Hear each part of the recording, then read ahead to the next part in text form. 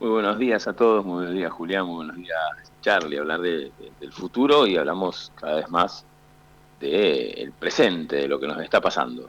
Muy bien. ¿Qué tiene para nosotros el día de hoy?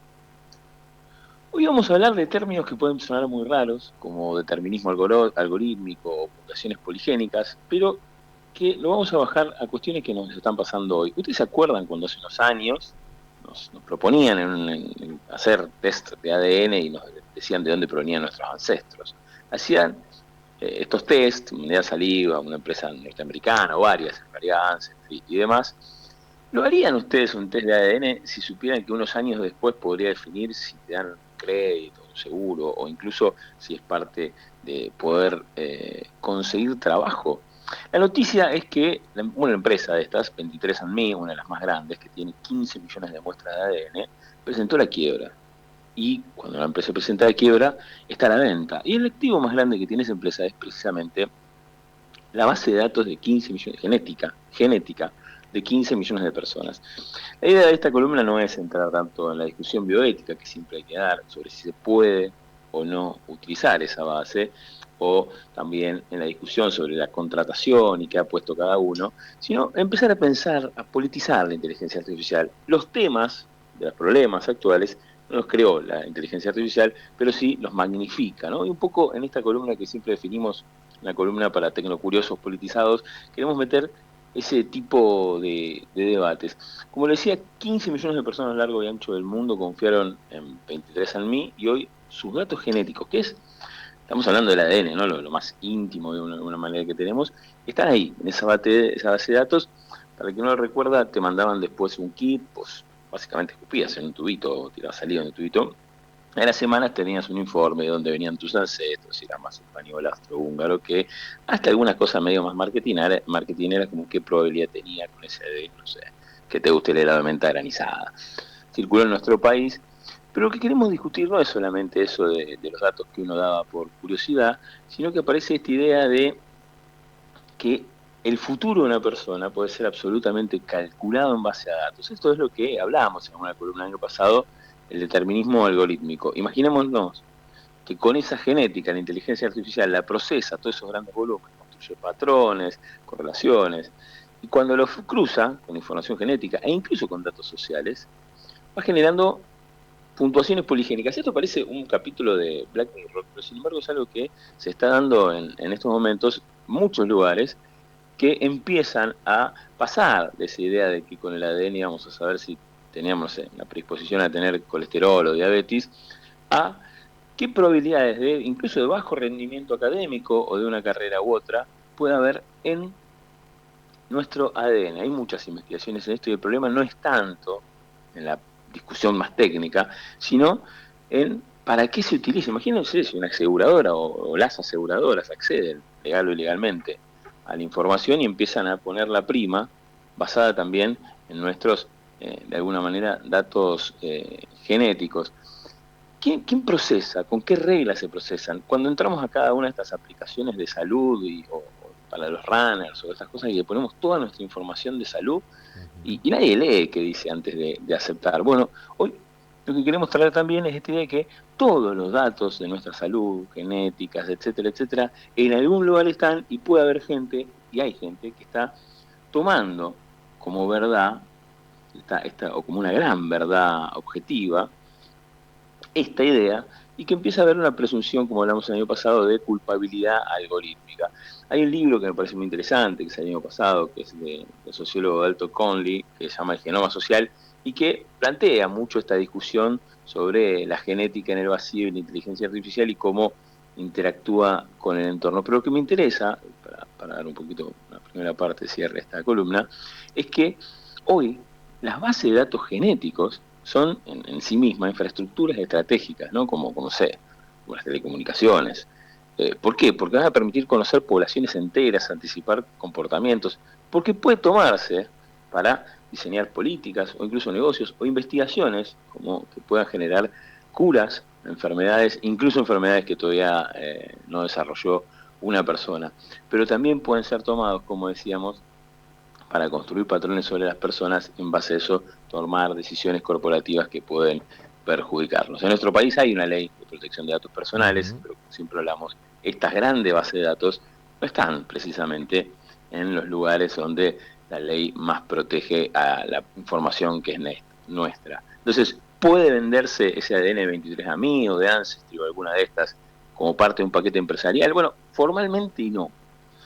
Pero los términos de uso que se firman en los contratos muchas veces habilitan usos secundarios de esos datos, anonimizados, con un doble negativo, etcétera, pero que en lenguaje jurídico lo termina complejizando y creemos que ahí está una gran discusión sobre el poder. ¿Quién tiene esa información?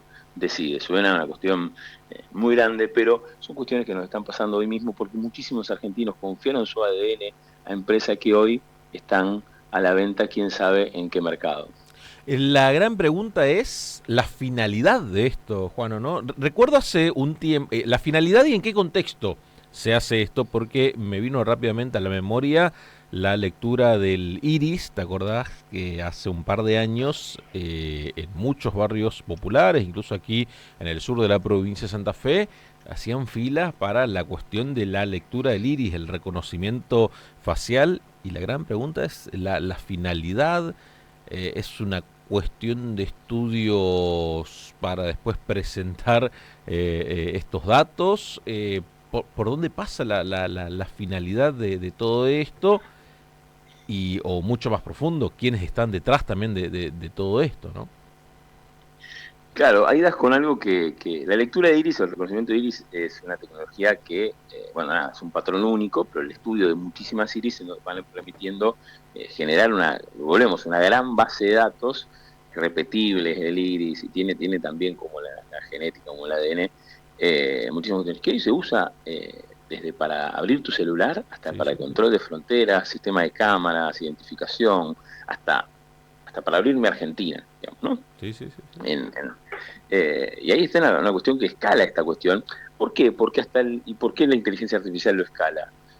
Porque, como decías, ¿para qué se utiliza? Bueno, antes esos grandes volúmenes de datos eran difíciles de analizar, de construir patrones, se analizaban mediante modelos estadísticos más o menos simples. La inteligencia artificial no solo permite analizar grandes volúmenes, sino que también abarata mucho el costo, lo cual permite que muchas personas, más allá de su objetivo final, eh, puedan utilizarlo, puedan conectarlo, puedan identificarlo y puedan procesarlo sabiendo quién sos, qué hiciste, y en este caso incluso estimar qué es lo que podrías hacer, ¿no? Entonces, empezar a generar una sociedad con un acceso mucho más condicionado, ¿no? Antes vos mostrabas un documento, te decía, y vos ahora mostrás el ojo, quizás mañana no tenga que mostrar nada porque ya el sistema sabe que estés ahí, ¿no? Ujú.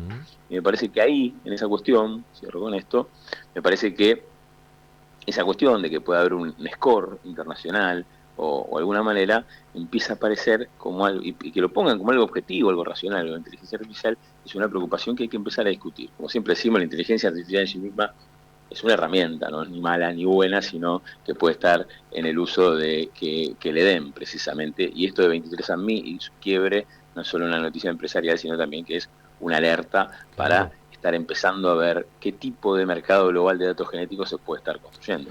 ¿Dónde se guarda? ¿Dónde queda? ¿En qué situación está? ¿Cómo es todo esto también?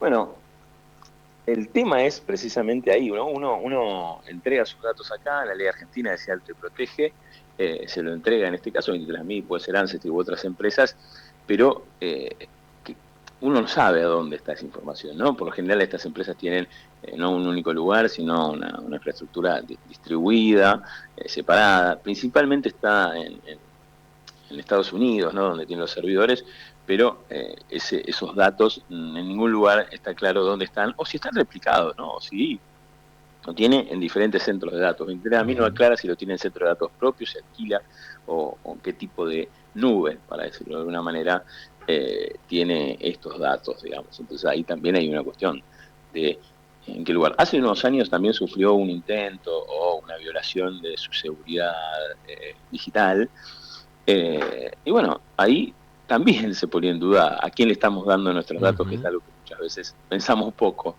Claro. ¿Por dónde está dando vueltas? ¿Quiénes tienen ya acceso a esos datos. Es mucho, mucho para analizar, para conversar acerca de estos puntos. Muy sensible, que parece lejano, pero que ya está más o menos dando vueltas entre nosotros y que no sabemos esto que marcabas, ¿no? La República Argentina tiene una ley que protege todas estas cuestiones, pero que quizás no está dada a conocer masivamente. Hay mucho por trabajar acá en la República Argentina en torno a todas estas cuestiones que lo vemos aparentemente lejano, pero que lentamente ya se van dando. Sí, claro, lo vemos lejano, pero como esto, muchos argentinos participaron tanto del de lectura de iris como el de ADN, y en el mundo entero ya se empieza a dar este debate sobre lo genético, en este caso puntual, pero sobre todo sobre el manejo de tu propia información, que hoy entregas y no sabes qué es lo que está pasando mañana mismo, no en un futuro, como decía, distópico de una serie de tipo Black Mirror, sino que hoy mismo las empresas pueden estar tomando tu propia información para construir, no sé, mapas genéticos, para construir determinismos algorítmicos, para decir hacia dónde vas a ir vos, ya ahora que tenemos eso. Y la pregunta es, ¿quién tiene que ser el dueño de esa información genética? ¿No? Si estamos Estos, preparados para pensar un mundo donde el ADN influya más que tu esfuerzo. estos datos era de entrega voluntaria a cambio de algo. Ese otro también es un punto siempre a seguir muy, pero muy de cerca, ¿no? Muy polémico. Cómo es la Sí, captación. en el caso de 23andMe y de Ancestry era voluntario, no solo era voluntario que te pagaban, sino que era casi de diversión, ¿no? Te decían si eras un 30%, no sé, austrohúngaro o alemán o español o italiano, y tenías sí, muchos datos de color, entre comillas, predictivos sobre tu ADN o sobre lo que tu ADN decía de alguna manera, ¿no? Entonces, eh, es voluntario, absolutamente voluntario, pero bueno, quizás quien lo hace no conocía o no conoce los Ujú, límites de lo que está pasando. exactamente. Juano, como siempre, muy, pero muy completo. Muchísimas gracias por estos minutos. Muchísimas gracias a ustedes y saludos a la audiencia. Muy, pero muy buenos días. Se pasaba el licenciado Juan Andrés González.